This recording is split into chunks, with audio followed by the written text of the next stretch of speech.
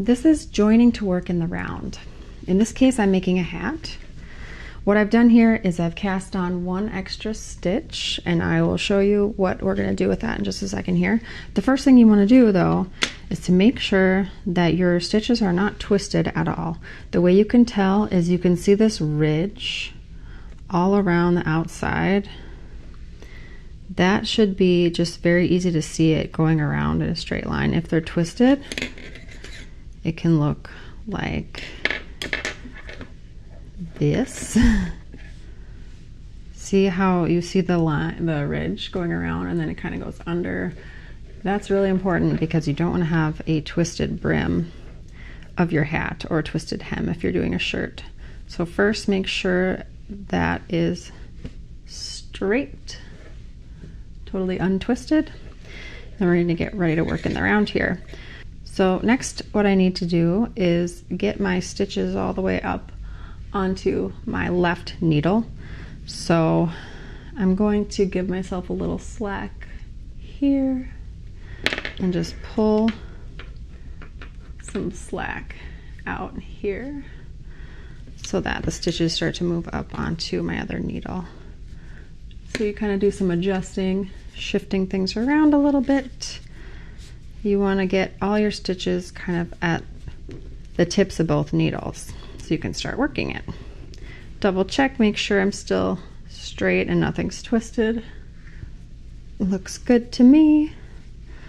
Okay, so I've cast on one extra stitch here, and what I'm going to do with that is move it from the right needle to the left needle.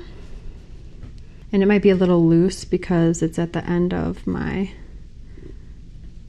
stitches here. I'm just pulling it to tighten it, make sure it's not getting too loose.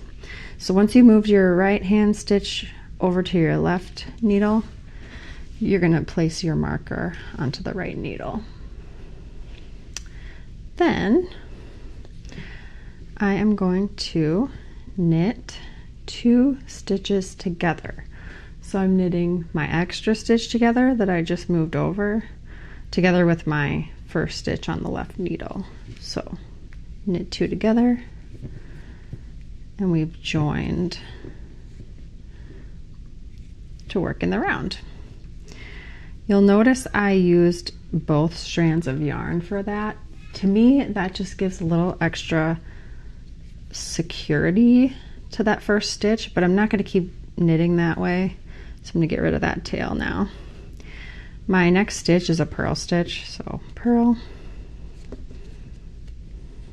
This is a 1x1 rib, so it's a knit and a purl over and over again. So knit 1, purl 1, knit 1, purl 1. And I'm just going to keep doing that all the way around.